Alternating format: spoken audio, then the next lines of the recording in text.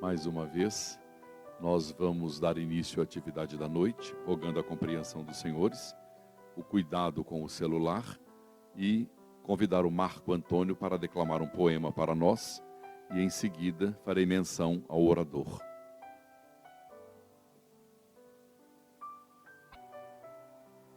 Caros amigos, caros irmãos, esse poema é de Maria Dolores, psicografia de Chico Xavier, e o título é Depressão.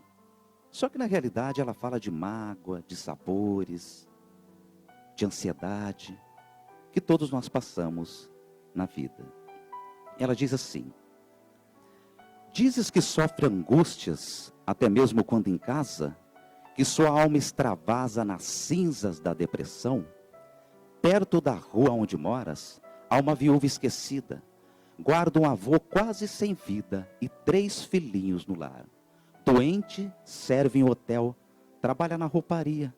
Busca o pão de cada dia, sem tempo para chorar. Não longe, triste mulher, num cubículo apertado, chora o marido, o esposo assassinado. Era guarda de armazém. Tem 2 filhinhos de colo. Por enquanto ainda não sabe o que fazer da existência. Espera pela assistência dos que trabalham para o bem. Um paralítico cego, numa esteira de barbantes, implora mais adiante quem lhe dê água a beber. Ninguém atende, ele grita. Na penura que o consome tem sede, febre e tem fome. Sobretudo quer morrer. Depressão. Alma querida, se tens apenas tristeza, se sentes indefesa contra mágoa e dissabor, sai de si mesma e auxilia aos que mais sofrem na estrada. A depressão é curada pelo trabalho do amor.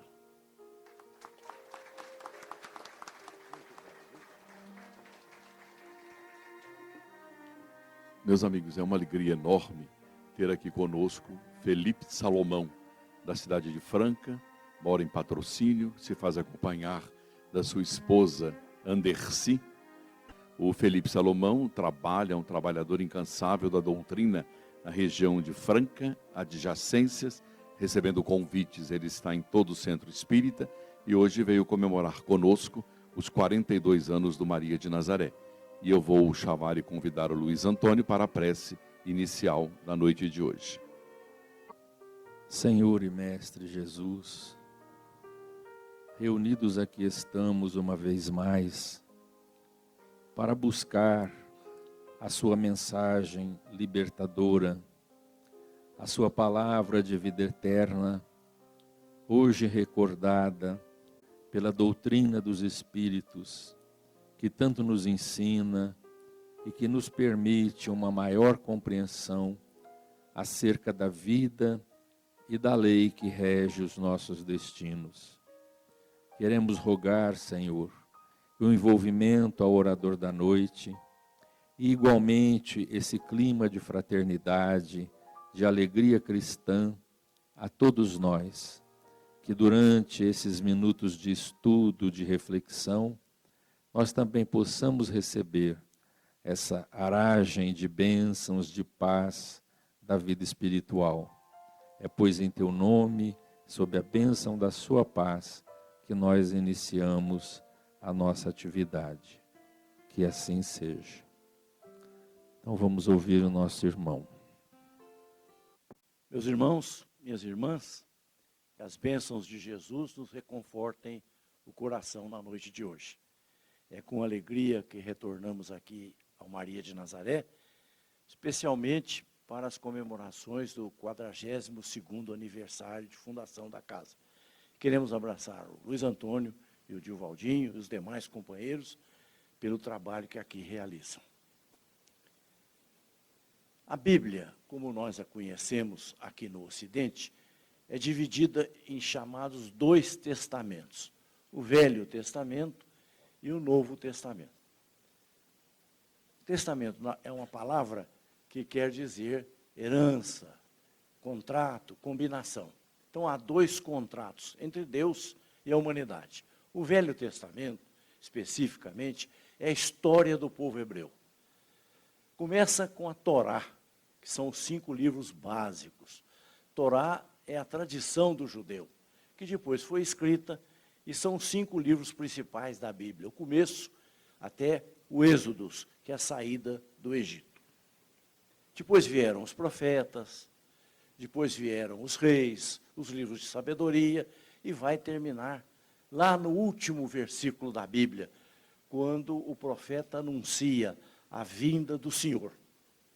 É um momento muito sério, porque é o último capítulo, o último versículo, falando da vinda dos graves e difíceis dias do Senhor. É o anúncio da vinda do Salvador. Em seguida, nós temos o que é chamado o Novo Testamento, a nova herança, o novo contrato.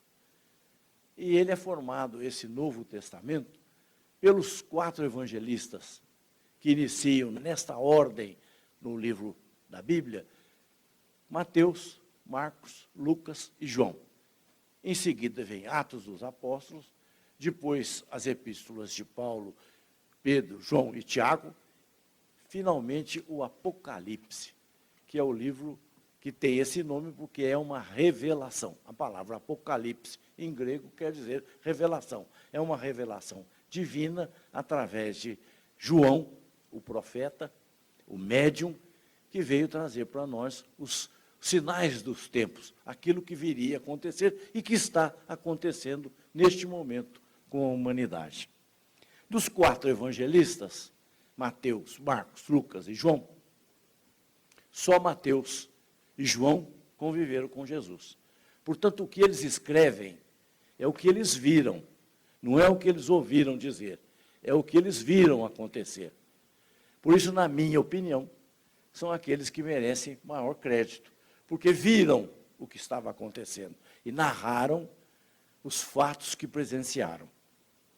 Mateus, segundo Emanuel, no livro Paulo e Estevão, é o que primeiro anotou os fatos que aconteceram com Jesus.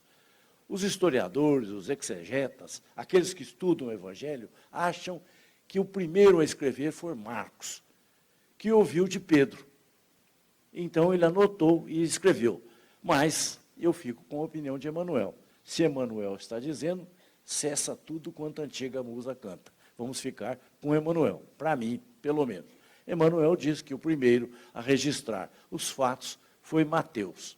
Então nós vemos nos relatos dos evangelistas muitas coincidências, principalmente entre Mateus, Marcos e Lucas. Por isso que eles são chamados sinóticos, porque coincidem entre si. Já João é o evangelho espiritual, inspirado. Ele é o médium que escreve o evangelho segundo a orientação superior que ele recebe do plano maior. A palavra evangelho deriva de 2 outras gregas. Que quer dizer bom, bonito, agradável. E ângelos, que quer dizer anjo, mensagem. Por isso, nós traduzimos a palavra evangelho por boa nova, boa mensagem. E foi esta mensagem que Jesus veio trazer para nós. Uma boa nova a respeito da vida. Como considera a obra mediúnica de Chico Xavier, Jesus é o médium de Deus. E ele trouxe para nós o pensamento de Deus.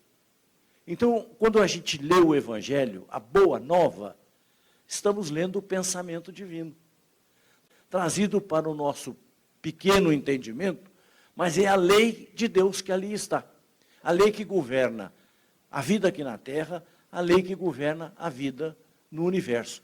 E esta boa nova de Jesus é o Evangelho, que é a lei moral que Deus mandou para nós, a fim de nos reconduzir a Ele. Porque a palavra religião quer dizer religare. Religar a criatura ao Criador. Esse é o processo. E o caminho é através da boa nova do Evangelho. Essa moral sábia, maravilhosa, que nos acalenta. E todo aquele que se dedica a ler o Evangelho encontra ali resposta para as suas questões, para os seus problemas. Lá na livraria, onde eu colaboro, é comum encontrarmos pessoas que vêm procurar o Evangelho, no caso, segundo o Espiritismo, e dizem assim para mim, ou para as pessoas que atendem: este Evangelho é o Evangelho segundo o Espiritismo. Eu queria o primeiro Espiritismo, porque eles não sabem que segundo quer dizer de acordo com, na opinião de. E então eles pensam que existe um Evangelho primeiro Espiritismo.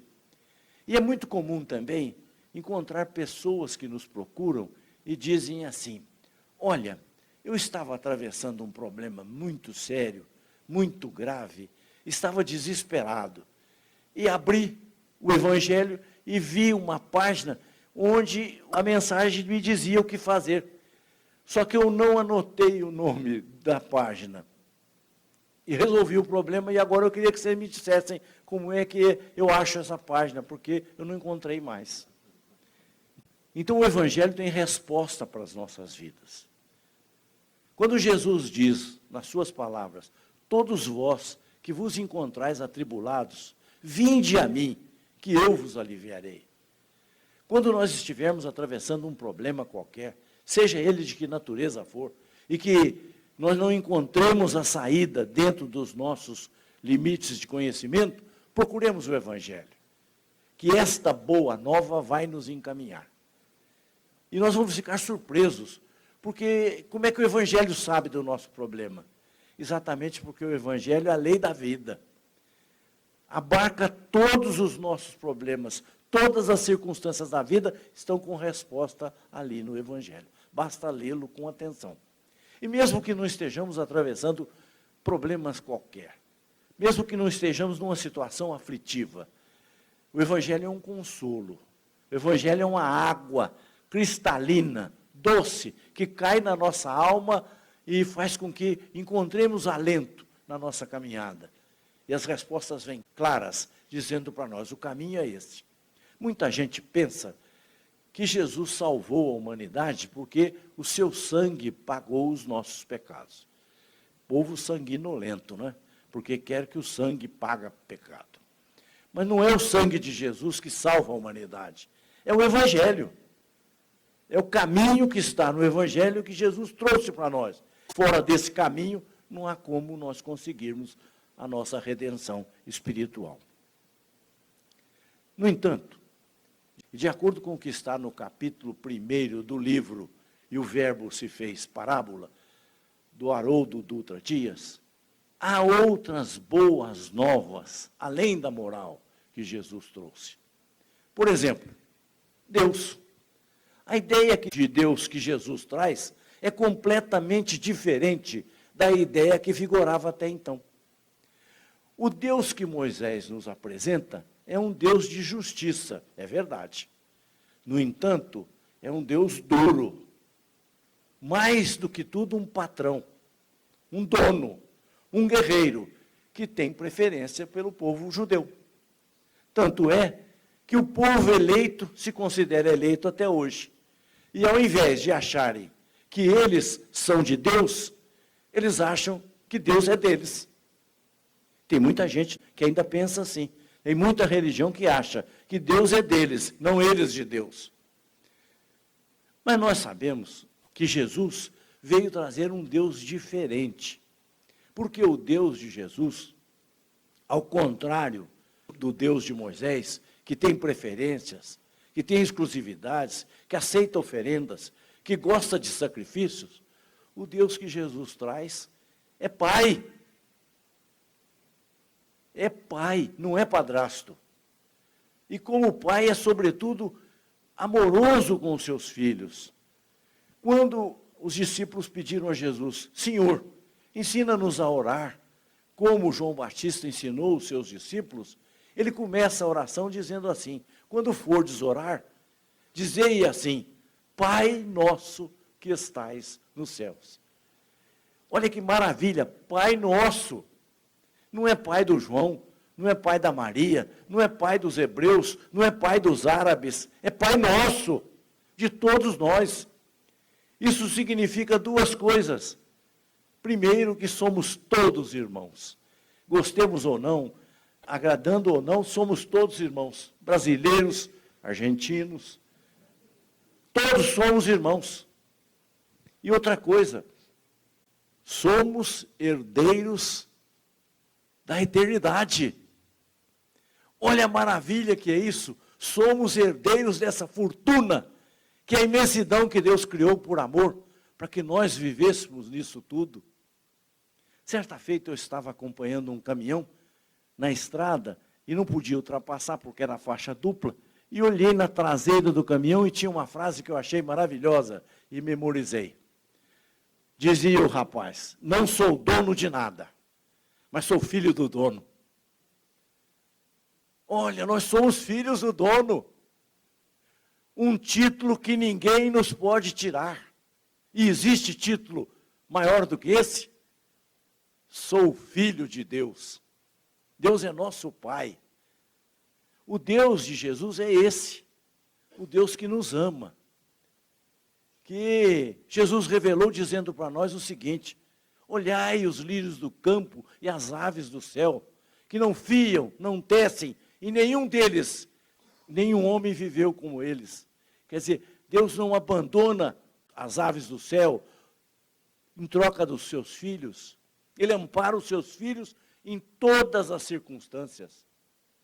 Muita gente pensa que Deus está no céu.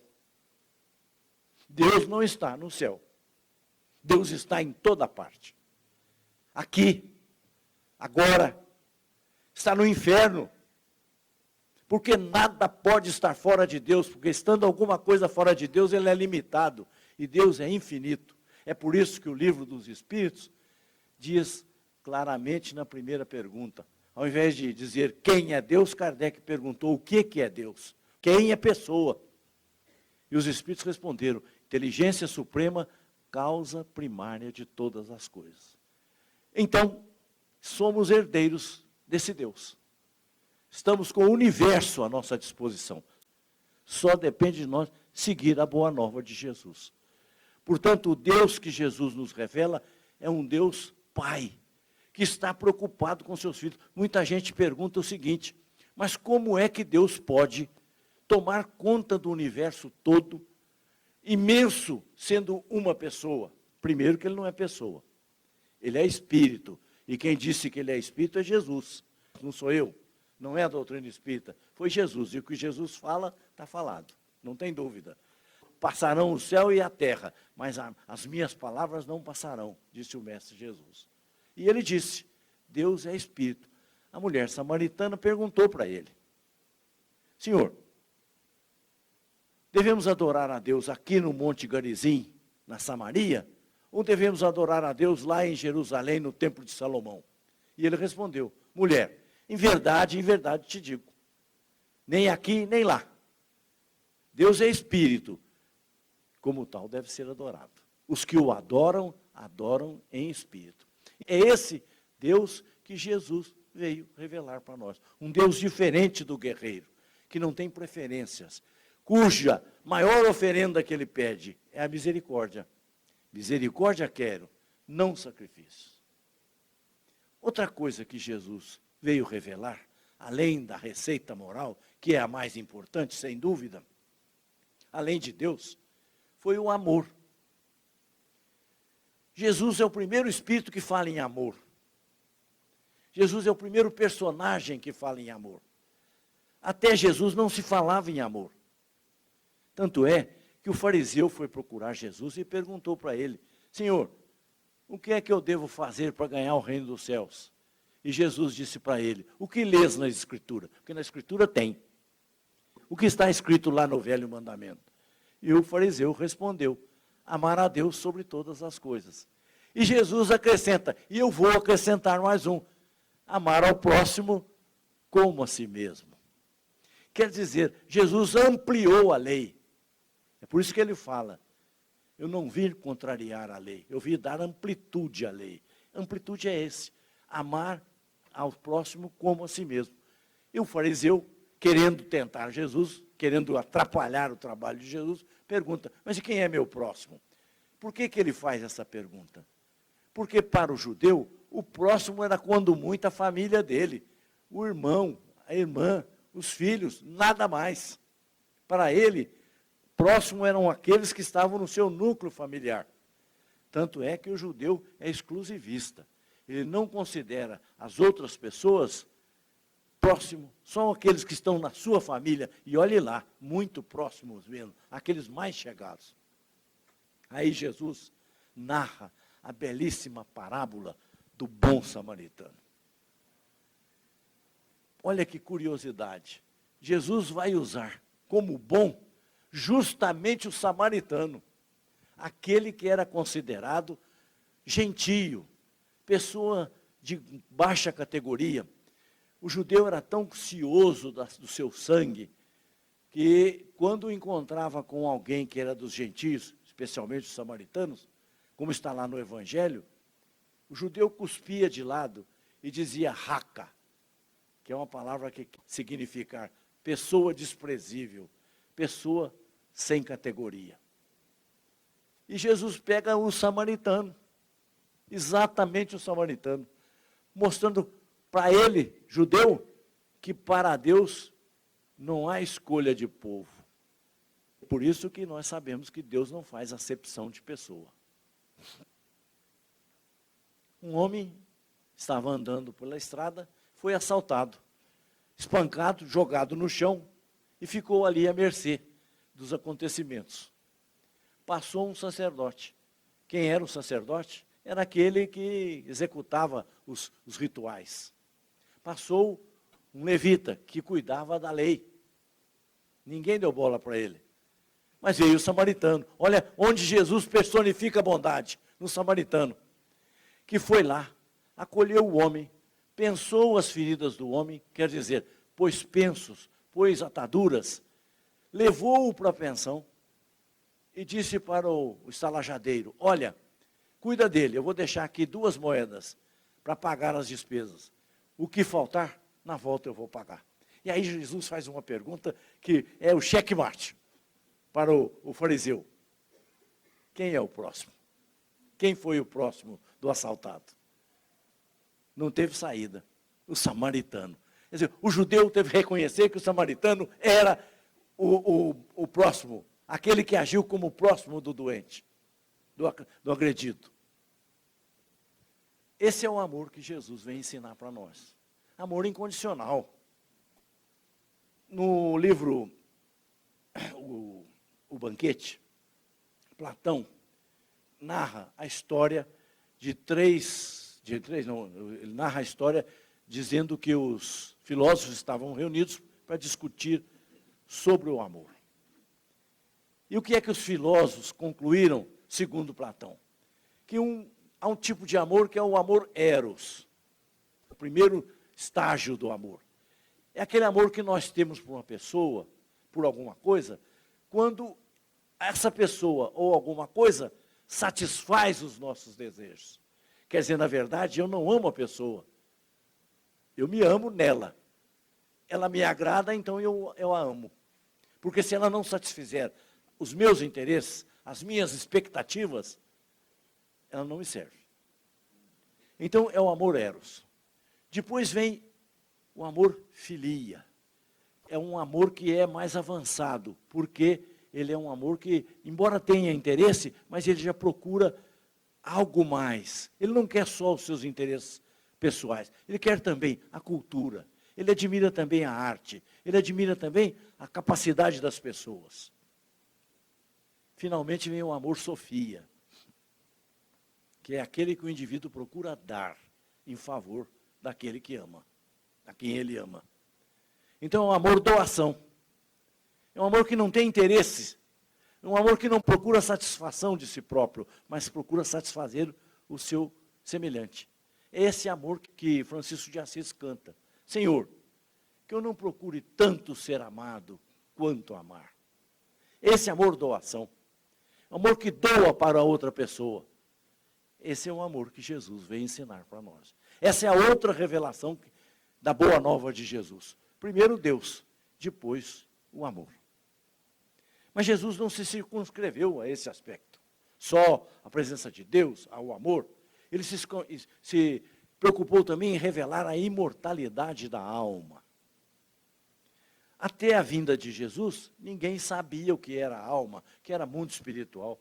É ele que vem falar da imortalidade.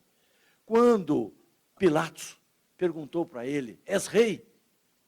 E ele respondeu, sou rei, mas meu reino não é deste mundo. Ora, se o reino dele não é deste mundo, onde é o reino de Jesus? É o reino espiritual. É isso que ele veio mostrar. E mostrou também no maior fenômeno da história da humanidade. Ele estava, certa feita, caminhando ao lado do templo de Salomão, juntamente com os seus discípulos. Caminhava com eles, quando ele disse para os discípulos, destruam este templo e eu reconstruirei em 3 dias. Anás e Caifás, que estavam por perto, quando ouviram essa frase, disseram para ele, mas como? Salomão levou 40 e tantos anos para construir o templo, como é que você vai reconstruir em 3 dias? E ele disse, eu não falo do templo de Salomão, eu falo do meu templo de manifestação.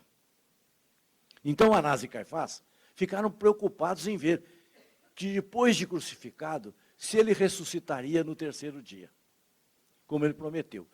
E há muita gente que coloca em dúvida a ressurreição no 3º dia, porque foi crucificado na sexta, no sábado, domingo. Como é que é 3º dia? Primeiro que Jesus disse depois de 3 dias, ele disse no 3º dia. E o judeu não considerava dia como nós consideramos, de 24 horas, da meia-noite à meia-noite, um dia. Não, o dia judaico começava às 6 da manhã e terminava às 6 da tarde. E é isso que aconteceu. Ele foi crucificado na sexta-feira. No domingo de manhã, as mulheres vão ao túmulo para levar perfumes e flores.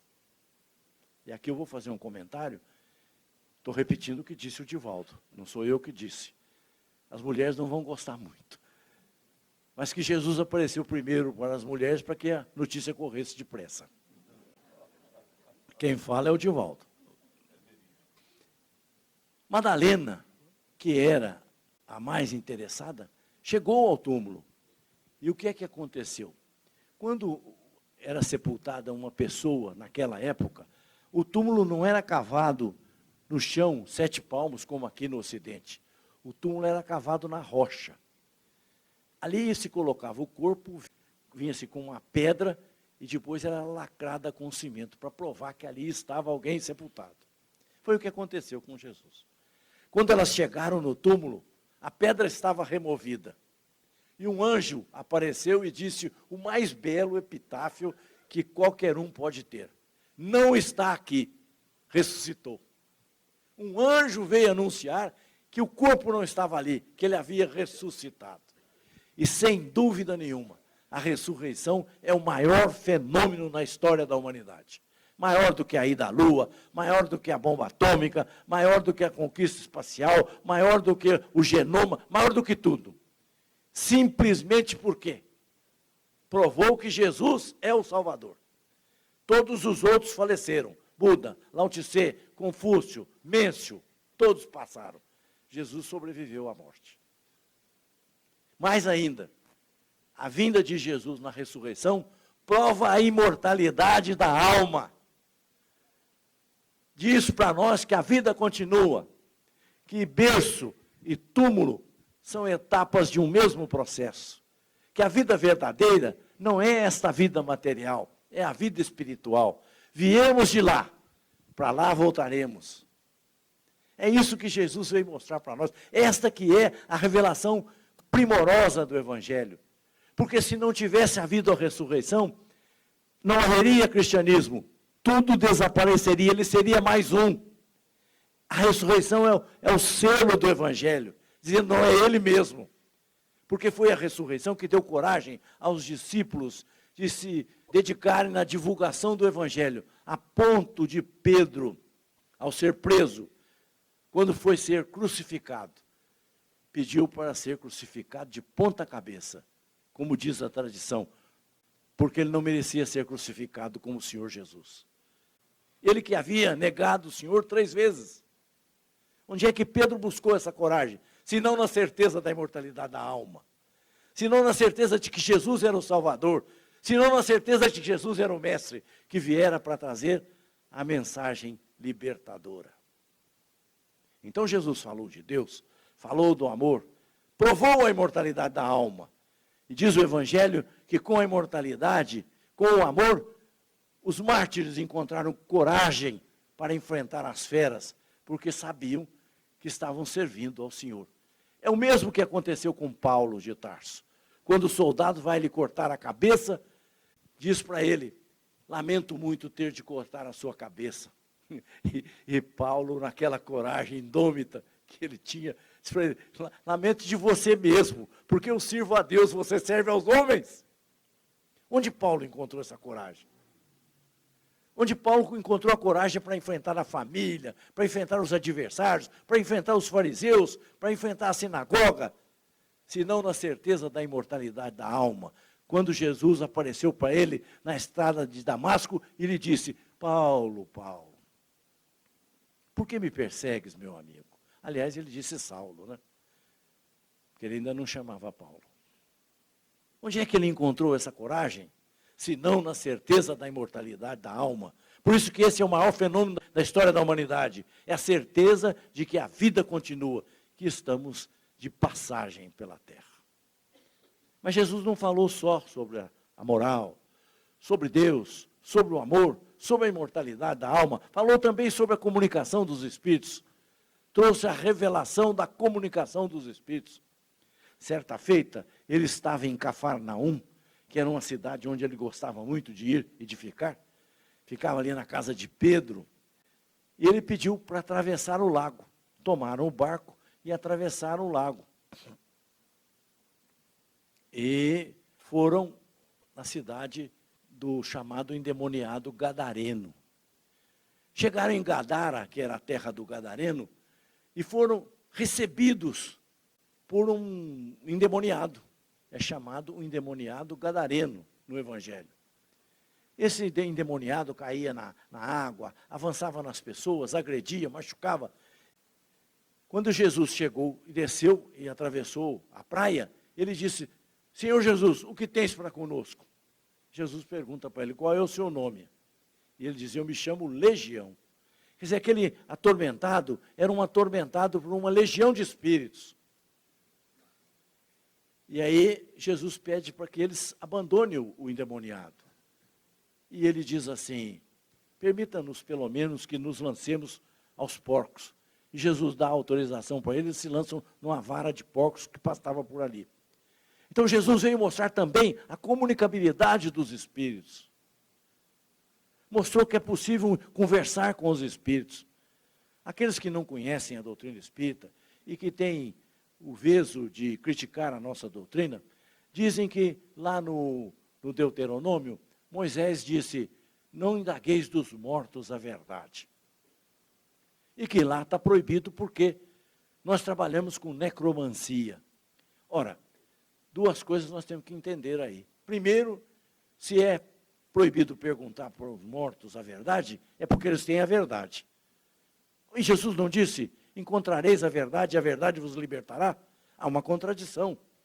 Se é para buscar a verdade, e ele ainda afirmou, eu sou a verdade, eu sou o caminho, a verdade e a vida, por que nós não podemos procurar essa verdade? Em segundo lugar, o Espiritismo não pratica a necromancia.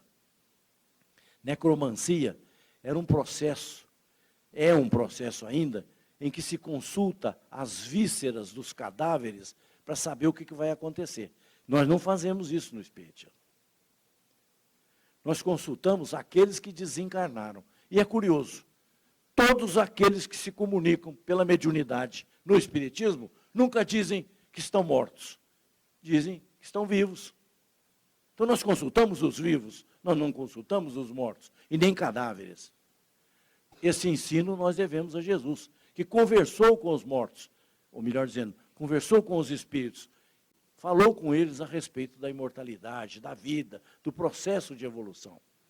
É esta uma nova revelação de Jesus. Além de revelar sobre Deus, sobre o amor, sobre a imortalidade, veio revelar também sobre a comunicação. E revelou mais. Tem uma outra boa nova de Jesus, que é sobre a reencarnação.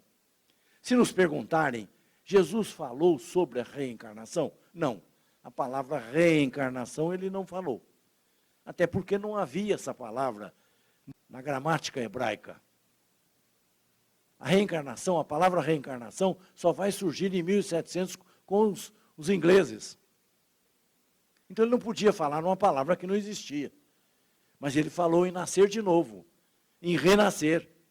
Ele falou em viver outras vidas. Assim como os gregos falam palingenesia, querendo dizer muitas vidas. Mas Jesus disse para Nicodemos que fora procurá-lo à noite, porque tinha um certo receio de aparecer perante as pessoas que estavam procurando Jesus.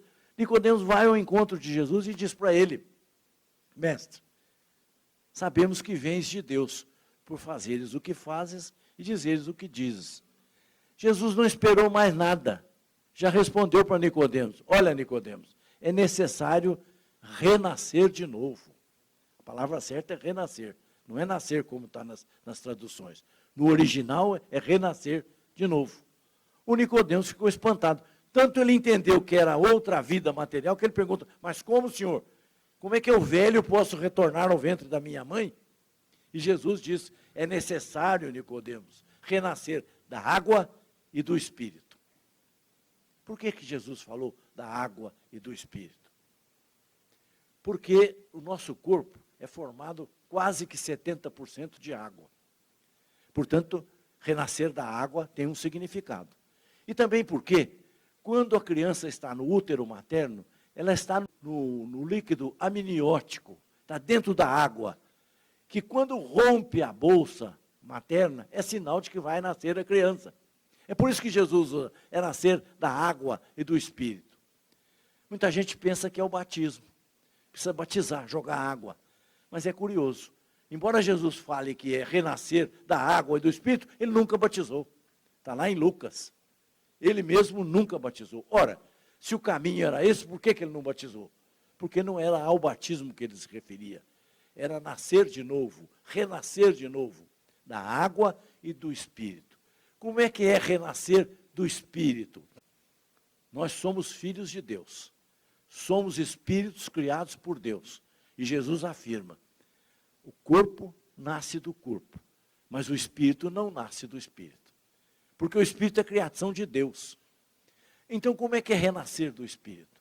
É modificar-se, é melhorar-se.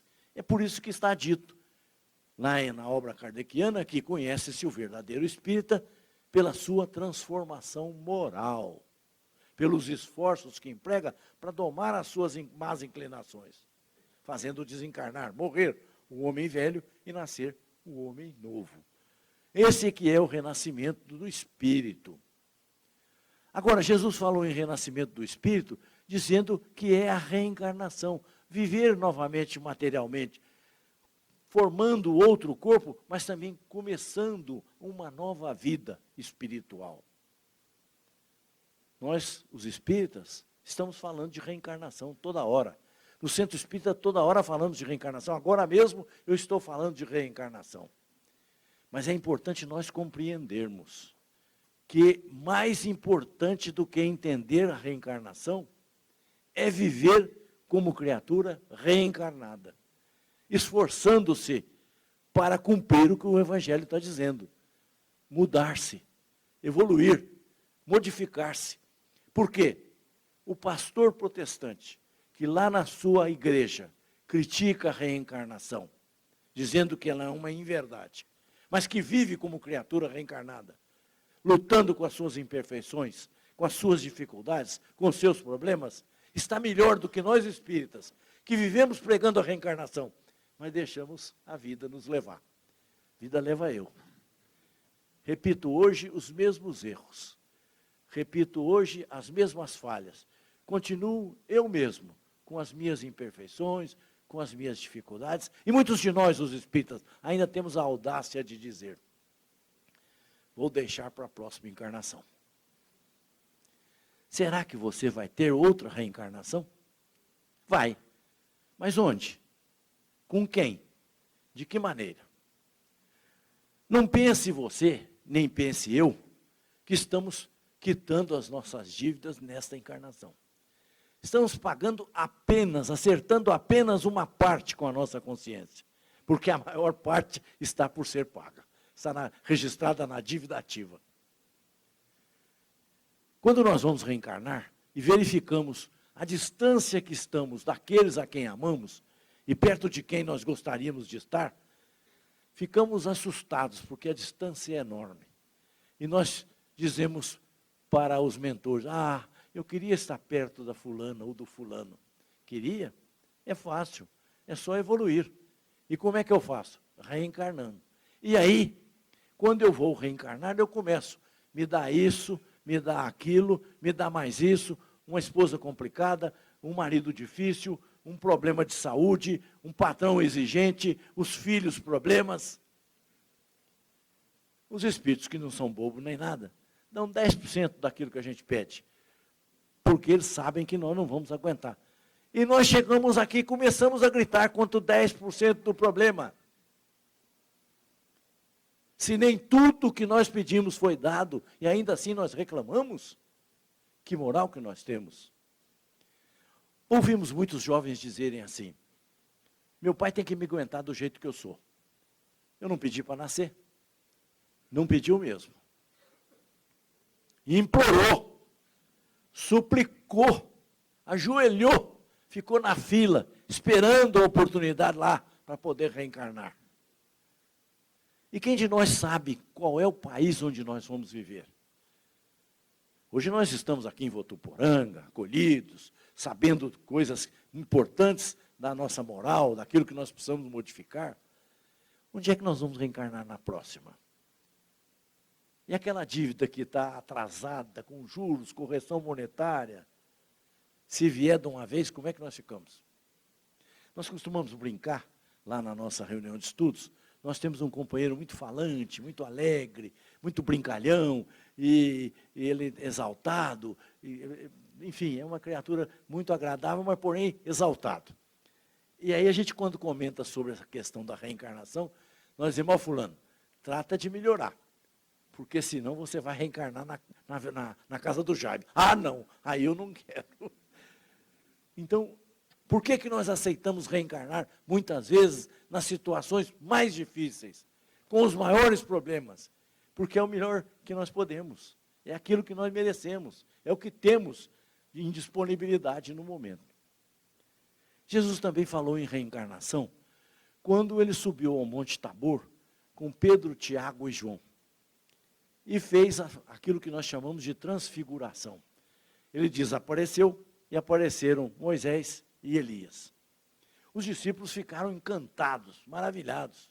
E quando eles vinham descendo, eles viram Elias e Moisés, perguntaram para Jesus, mas Senhor, se o Senhor é o Senhor, se o Senhor é o Salvador, como o Senhor diz, cadê o Elias? Porque está escrito lá que antes que o Senhor viesse, viria o Elias, cadê o Elias? Olha como é que eles estão sabendo de reencarnação, porque viria o Elias.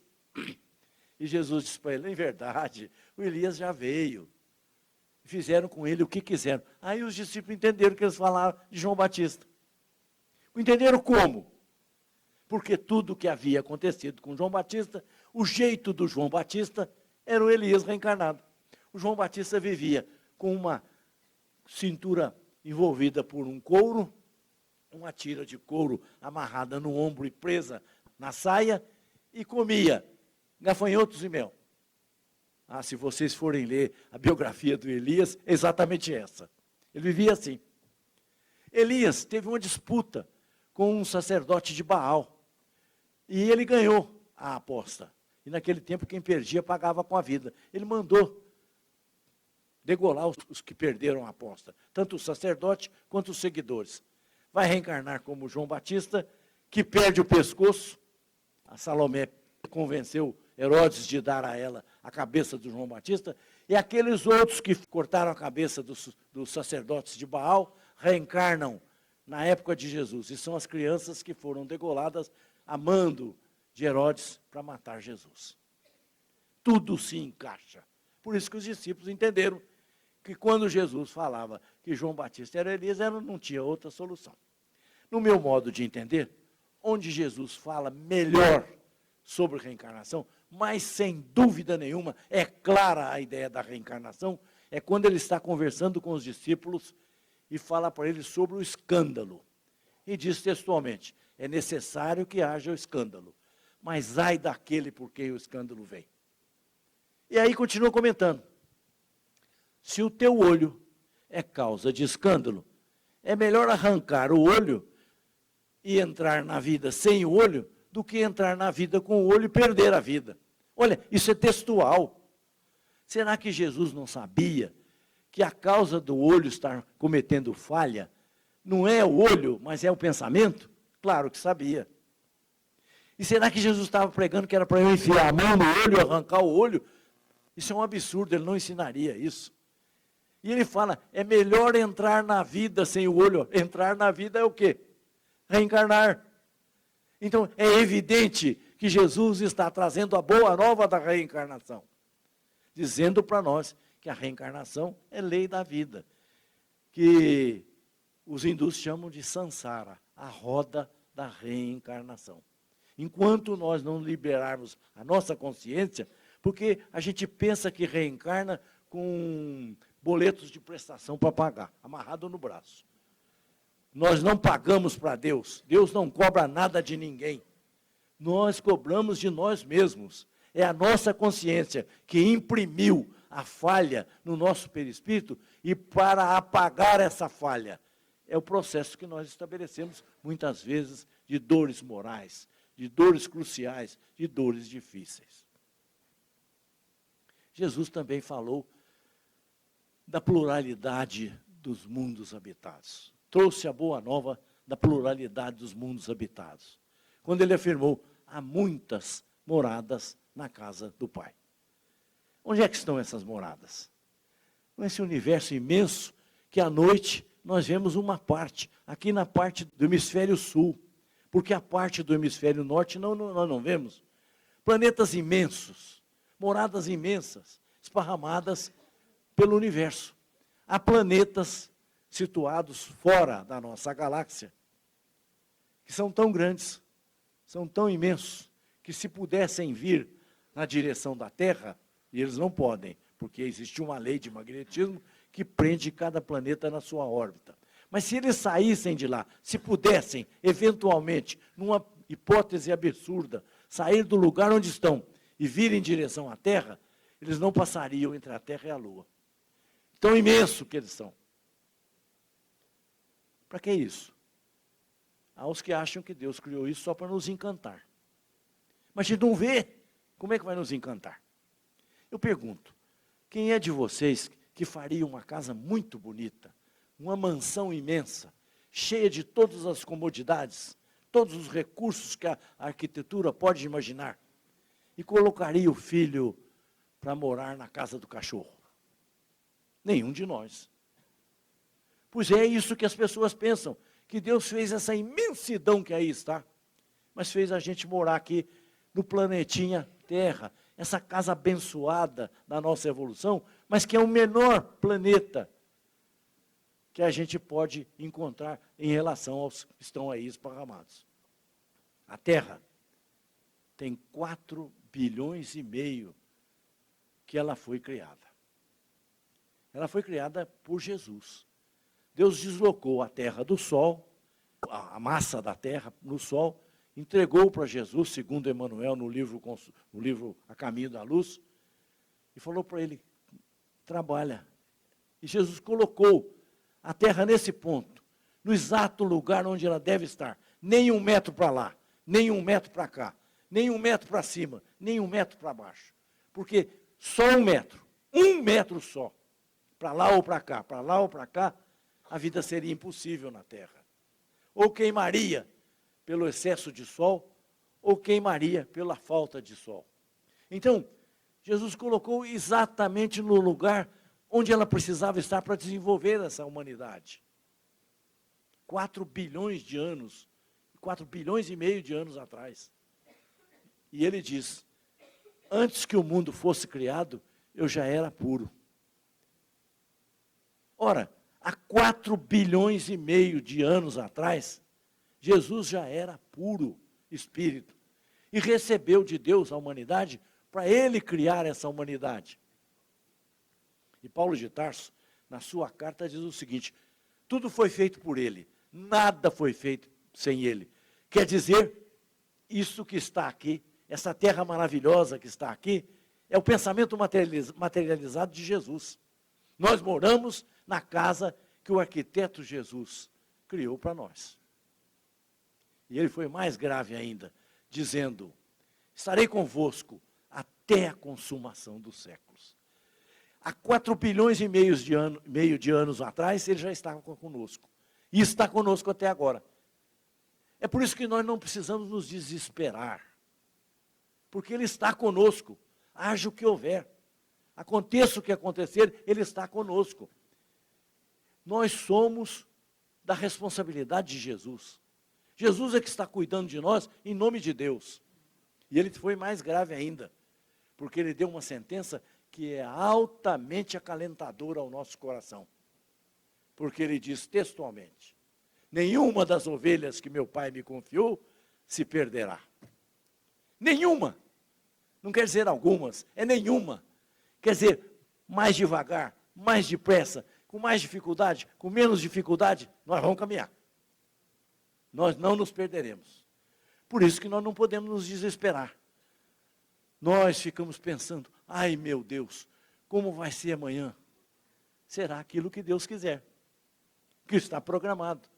Porque Jesus está no leme. Por mais que nós nos apavoremos, por mais que as dificuldades apareçam, por mais que as guerras aconteçam, Jesus está no leme. Tudo está acontecendo sob o controle dele. Por isso que nós temos que confiar. Nós não podemos nos desesperar. Nós temos que nos entregar a ele. Confiar na sua mensagem, confiar nas suas palavras. Passarão o céu e a terra, mas as minhas palavras não passarão.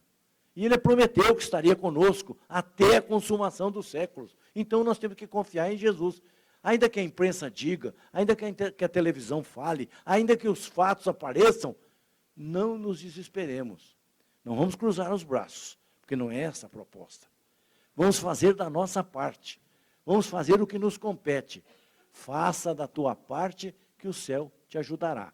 Eu quero passar nos vestibular de medicina, mas não abro o livro para estudar. Os espíritos não vão ajudar, porque eles não fazem cambalacho. Mas se eu me dedicar, se eu me lançar ao estudo, se eu me esforçar, virão com inspiração, virão com ajuda, porque o céu nos ajudará quando nós fizermos a nossa parte. E é por isso que nós estamos aqui hoje, tentando aprender o caminho de libertação através da moral de Jesus, com todas essas revelações, com todos esses ensinamentos, mostrando para nós: eu sou o caminho, a verdade e a vida. Ninguém vai ao Pai, senão por mim. É isso que Jesus está nos convidando. Confiemos nele. Até agora ele não falhou, nunca errou. Por que agora nós não vamos desesperar? Meu Deus, que será do mundo? Meus netos, como será a próxima? Entreguemos a Deus, entreguemos a Jesus, que é o emissário de Deus para nós, e tudo haverá de se encaixar. E aí, neste momento, vamos nos lembrar das palavras de Lobo da Costa, quando ele diz assim: quando a luta te deixa em plena estrada, qual tronco a sós, sem flores e sem frondes, na secreta renúncia que te arrimas, bendita seja a lágrima que escondes.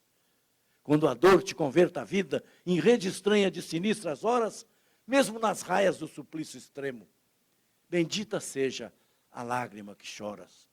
Quando a prova te assalte o semelhante, na dor de sendas ásperas e incertas, na simpatia que te inflama o peito, bendita seja a lágrima que ofertas.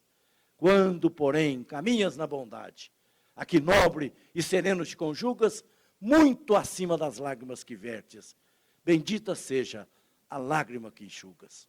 Muito obrigado.